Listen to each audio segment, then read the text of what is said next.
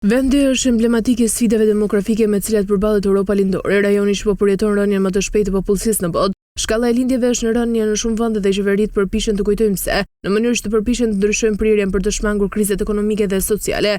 Popullsia e Kroacisë ka rënë me 1/5 në 3.8 milion njerëz që nga fitimi i pavarësisë pas përbërjes së Jugosllavisë në vitin 1991.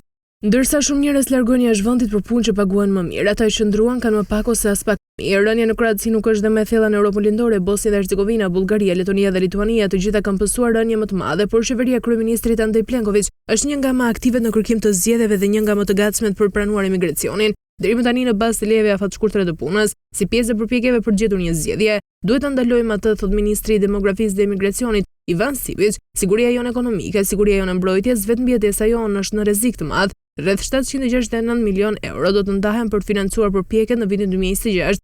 Sipas tij, në paketën e bebeve më të madhe ndonjëherë të vendit, kjo është gati 1% e prodhimit të brendshëm bruto të vendit. Demografi kroat Stjepan Strec thotë se vendi ndodhet në një cikël vicioz. Lindja është në paksim dhe rënja të investimeve dhe autoritetet lokale tani planifikojnë të shndrojnë atë në një pjesë të njësisë në rritje të kujdesit mjekësor. Një tjetër tregues i popullsisë së Kroacisë në plagë. Më shumë se 40% e atyre që jetojnë në qytet janë mbi 50 vjeç.